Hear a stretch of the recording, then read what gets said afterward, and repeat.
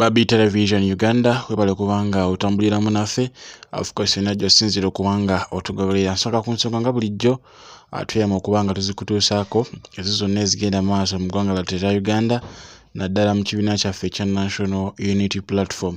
Olunaku olwaleero President Robert Kyagulanyi Ssentamu yatuuse dda mu ggwanga lya Bungereza era ng'endo olunaku olw'enkya gyagenda okubeera ne concert ye yatuuma The Return of the Gladiator egenda okubeera wali mu Crystal Palace Grounds. Naye ekyamazima kyo yeetaaga kubanga ateekebwa mu ssaala olw'ensonga nti waliwo abamutambulirako abateeberezebwa okuba abatujju nga bambadde leeya. Ali ne muganda waffe Nubian Lee ne ttiimu oba ab'ebyuma nga bw'obalaba awo, era rehearsals zo yazimaliriza bulungi nnyo. Naye President ye yeetaaga ssaala olw'ensonga nti bamulinnya kagere ku kagere buli wadda. Ekyamazima nabo nga basenvula ekigere kimu. President Robert Kyagulanyi Ssentamu akimanya ekigenda mu maaso nti era ayina abamutambulirako, so n'olw'ensonga eyo akimanyi nti naye ajja kuba yeebeereramu, naye Bannayuganda naffe tusobola okuba nga tumuteeka mu ssaala Omukama asobole okubanga amukuuma wamu ne ttiimu gye yagenze nayo wali. Agenda kuyimba olunaku olw'enkya mu Crystal Palace Grounds era ng'eno byamaze dda okubanga ekifo kiteekekebwa bulungi nnyo. Ngenda kubanga nkuwa ku ebyo ebibadde mu rehearsals olunaku olwaleero, naye era tugenda kuba tufuna ne ku ddoboozi lya President Robert Kyagulanyi Ssentamu abogedde nti essaawa yonna atuuka wali mu Crystal Palace asobola okubanga akuba omuziki. Bannayuganda mwenna abali mu bitundu ebyetoolodde Crystal Palace Grounds, nammwe mwenna abali e UK musobola okubanga muwayoko olubu lw'ekigere olunaku olw'enkya, nate President Robert Kyagulanyi Ssentamu n'abayimbiramu ku buyimba bwe bw'atasobola kubanga abayimbira wano mu ggwanga lya Uganda. Kale ffe tujja kubaako online, naye nga ensonga zonna we zinaatambula ojja kuba zifuna bulungi nnyo ku mukutu gwa Babi Television Uganda. Nga tufune tune oba rehearsal za President Robert Kyagulanyi Ssentamu, n'oluvannyuma nkomewo atutemeeteme ensonga.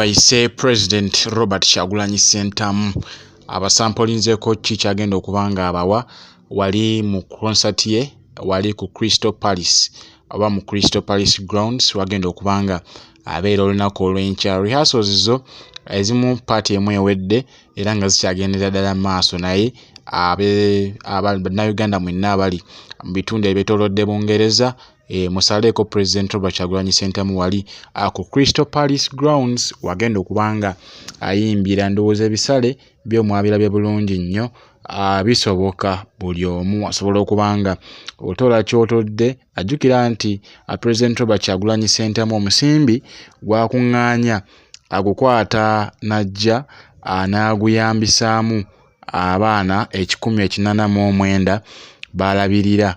Abaana abo nga bafuuka abamu ku bo bafuuka bamulekwa olw'ensonga nti bamaama baabwe, bataata baabwe n'ab'eŋŋanda abamu baafiira dda mu struggle. Baafiira mu struggle ey'okubanga banunula eggwanga lyattu erya Uganda, era nga bano President Robert Kyagulanyi Ssentamu yeeyama okwasizaako abaana bano okutuusa nga bamaliriza okusoma nga basobola okwebeezaawo nga bwe kyali kirina okubanga kikolebwa bakadde baabwe. Ye President Robert Kyagulanyi Ssentamu yavaayo ne yeeyama okubanga alabirira abaana bano, wabula ogwo omusimbi ogwo gwe gumu ku ezo ezirina okubanga zimuyambako okubeera nga zirabirira abaana bano ab'Abaganda baffe abafiira mu struggle, abaana 189. Weewaawo President yavaayo n'agamba nti waliwo Abannayuganda abali mu nsi ez'enjawulo abamuyambako okubanga balabirira abaana bano, naye yategeeza nti abaana bano batono nnyo ku abo abasponsalingibwa oba abafiirwako Baganda baffe abali mu magulumeeru oba mu bamagulumeeru, era nga abaana bangi nnyo abatannaba kubanga bafuna abo ababayambako mu buli kimu, kubanga ye abawaako kyasobodde, wabula kiba kyetaaga okubanga buli Munnayuganda ayimirira wamu ne famire emu kuba n'abaana ne basobola okubanga bafuna ebyo byonna bye bandyetaaze mu bulamu obwa bulijjo. Nga bwe bali abaana abangi, era ne President alina obuvunaanyizibwa bungi nnyo kubanga waliwo ne famire enkulu oba ennene yazaalabirira, katugeze nga eya muganda waffe Ssenteza Frank, awo nno yali driver we eyattibwa eri mu bitundu bya Arua. Ndowooza ensonga ezo muzijjukira bulungi nnyo ezaatuuka ku President Robert Kyagulanyi Ssentamu ng'agenze mu bitundu byeyo. So kati President akwasaganya emirimu mingi nnyo, n'olw'ensonga eyo singa Munnayuganda omu osobola okwesowolayo n'obaako engeri gy'okwasaganyaamu omu ku baana abo 189, President Robert Kyagulanyi Ssentamu ajja kwaniriza obuyambi bwo nga kussa ne maama Baby Itungo Kyagulanyi.